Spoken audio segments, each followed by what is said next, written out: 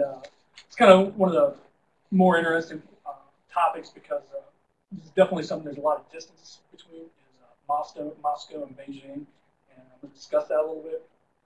And I will be brief, and towards the end of the day, I can see much glazed over this. When we look at the background, I think I take kind of a historical look at. Take kind of a historical look at what was going on in South Ossetia and Abkhazia, and both of these two breakaway regions both had very similar histories. They had a history of independence and antiquity.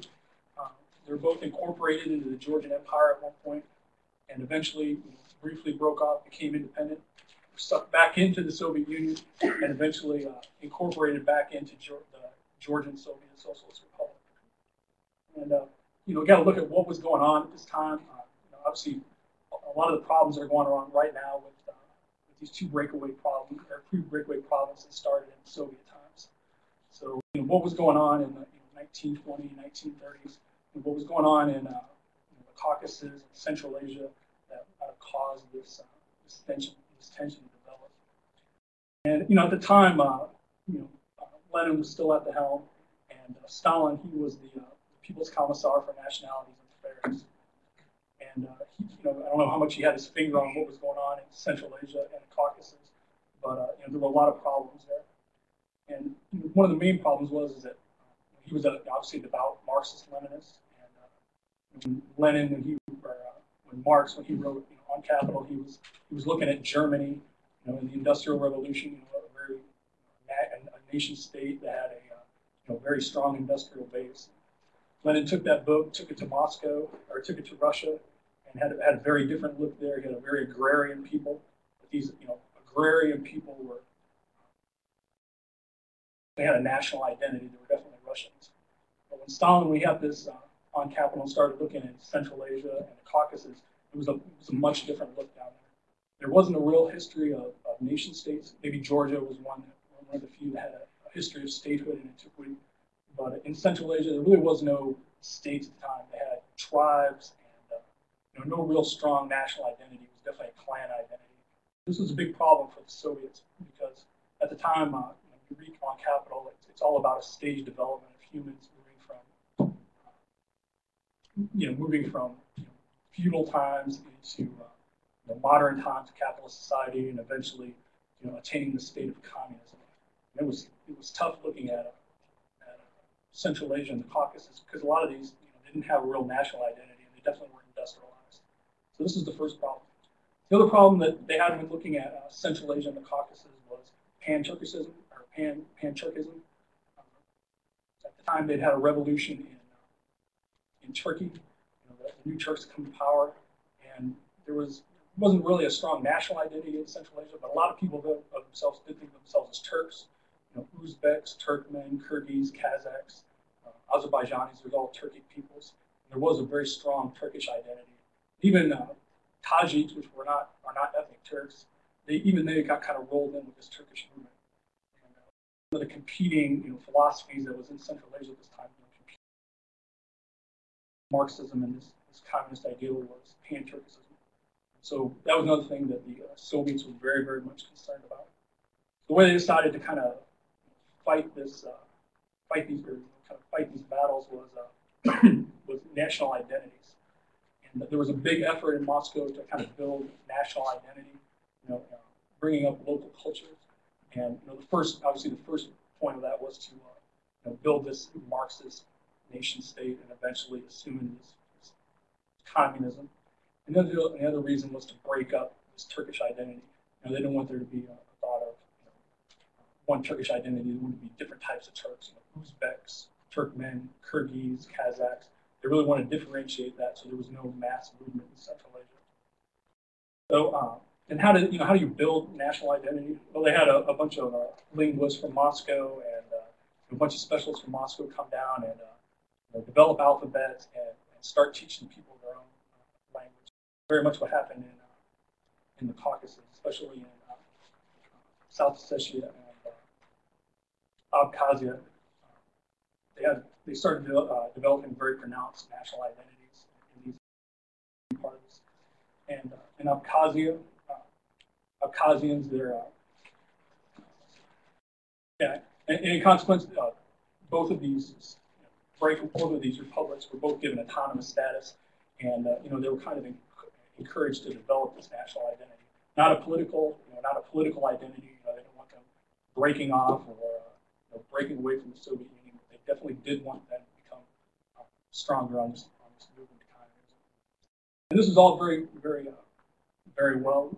What's the difference between being run by the Georgians or run by the Russian party? But eventually, after de-Stalinization came, a little bit less of the power was in Moscow, and that power started to get pushed down to the local czars or the local Soviet Socialist republics. So they began to have a lot more say in what was going on in their Soviet Socialist republic. And one consequence of this was there was definitely some language policies that began to change, especially in Georgia and Uzbekistan.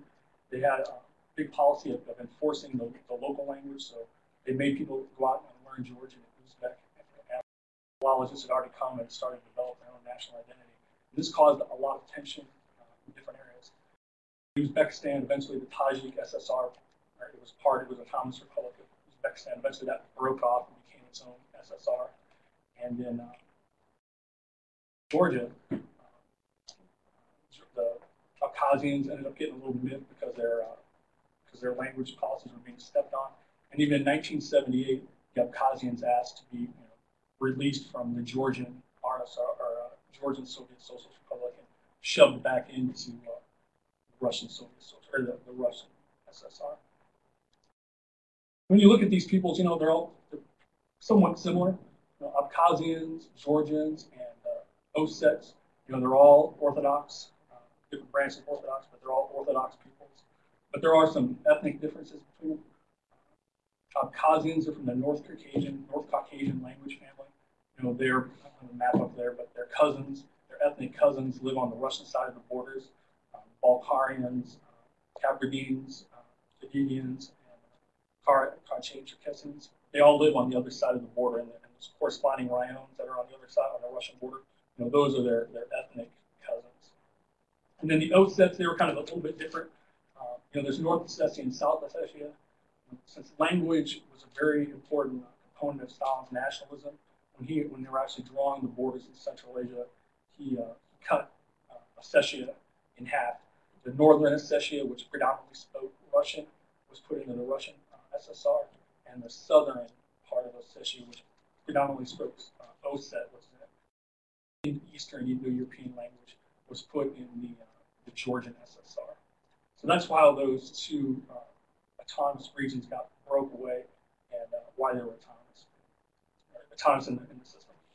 So, come the collapse of the Soviet Union, there was in both of these two provinces there was a big uproar, and they did not want to be part of Georgia because they believed that was going to further quash their nationalistic aspirations. They definitely wanted to be their own people. It was big concern in Abkhazia. One of the key events was actually moved in a branch of the Georgian University into Abkhazia, and that was it. The hostilities, and over the course of some time, there's two different narratives, but over the course of some time, Russian peacekeepers had moved into both South Ossetia and Abkhazia, kind of in order to maintain order. It's not like if your parents kind of break up, two kids having a fight. It wasn't like your mom coming in and breaking up you and your brother from fighting. It wasn't unbiased. It was like you and your brother getting a fight and his best friend coming in and separating you out. The Russians were definitely, they had their own agenda on the issue.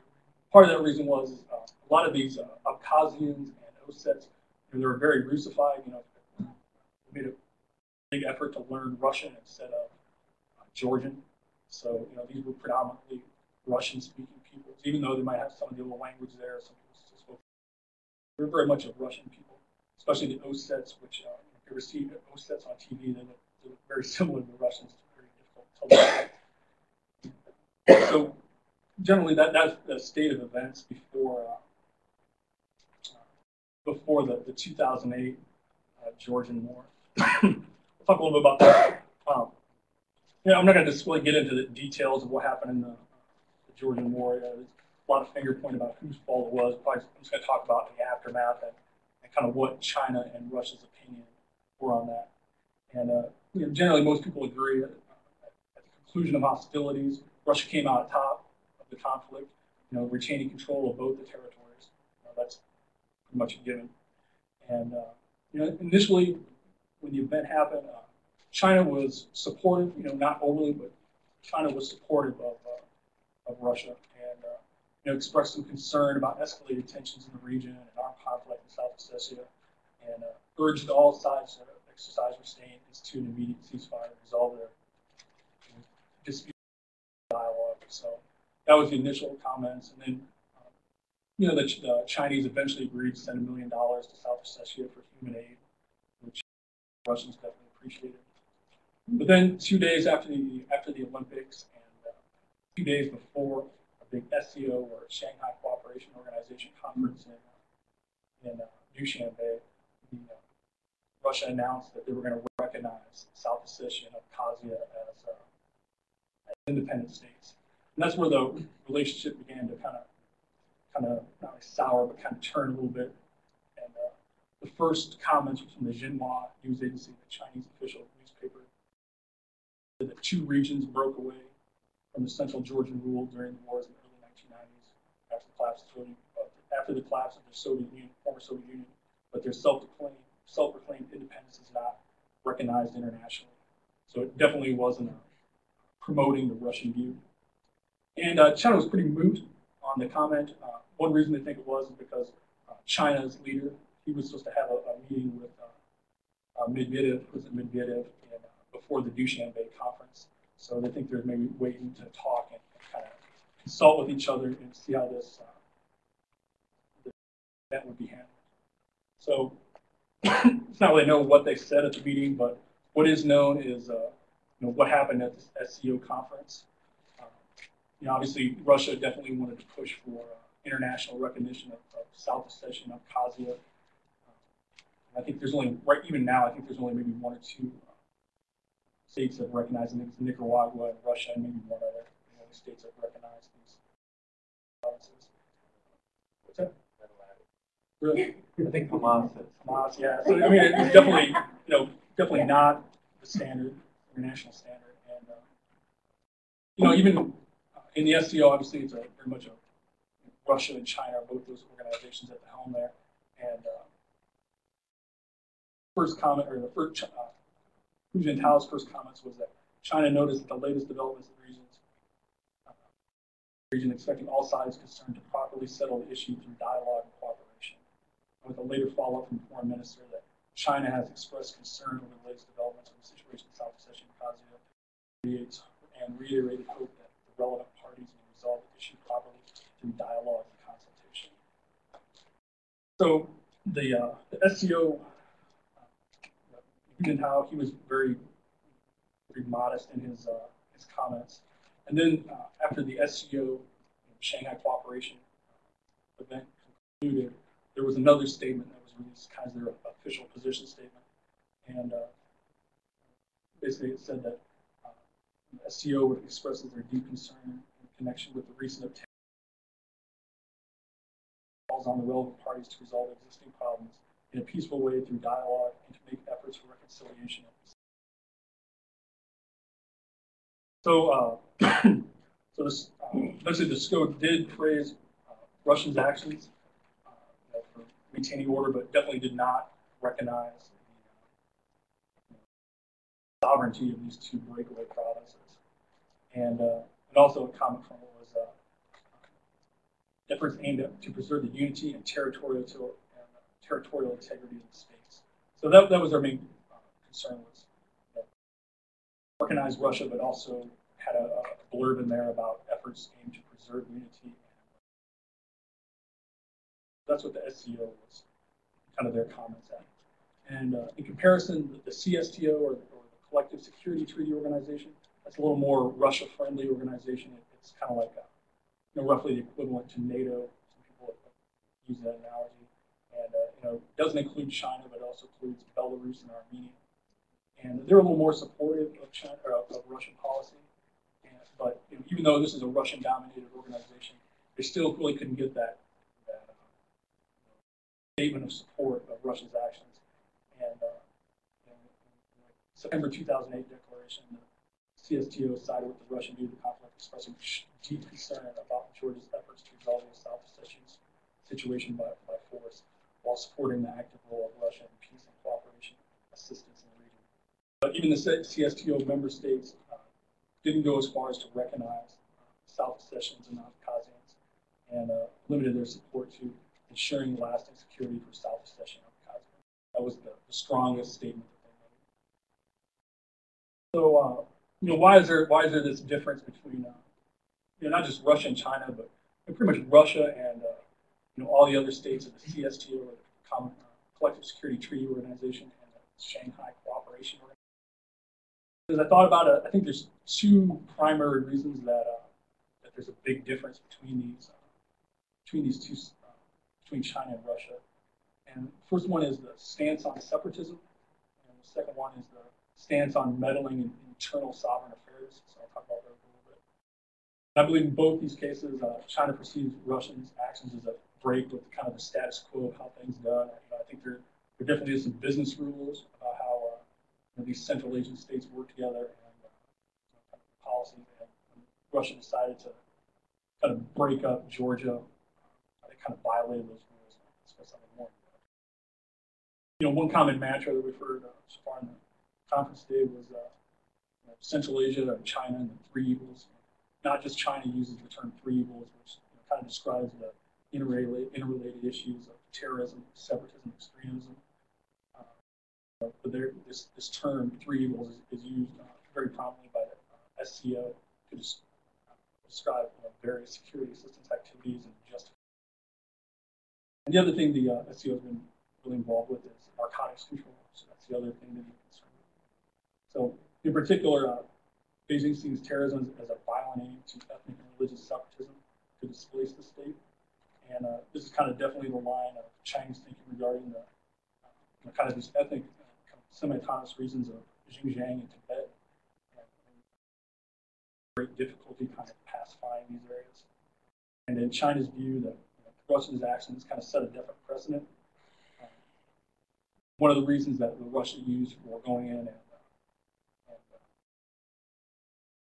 recognizing the sovereignty of these two breakaway regions was that it's kind of the will of the people, and that was not something that China wanted to hear because they definitely have a hard time controlling Xinjiang and Tibet, and then they're also having a hard time reasserting their control of Taiwan.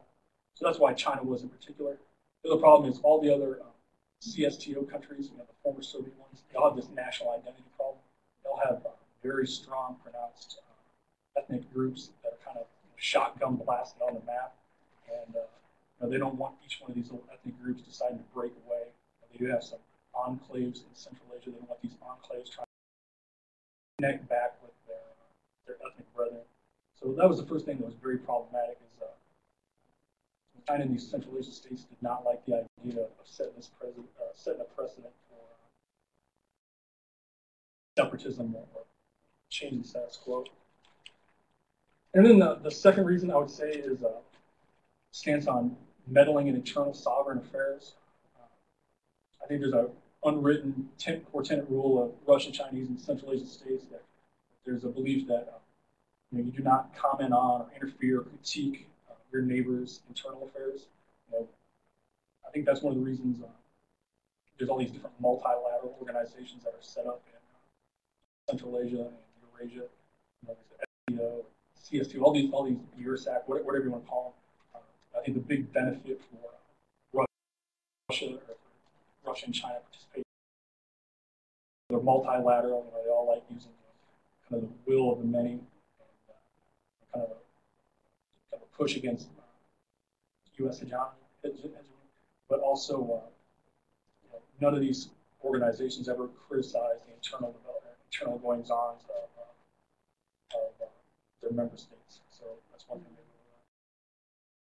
they do. So, and and also these. One example of how internal affairs are handled by these multilateral organizations was that Office of Democratic Institution and Human Rights. They oversee a lot of elections. Contrast in Alexander Kuh's book. One of the examples he used was that we were looking at elections. We had the SCO and CSTO monitors at the elections. For example, in the 2007 presidential elections, the CIS team observed the elections were free, open, and transparent, and a major factor in further democratization of social life.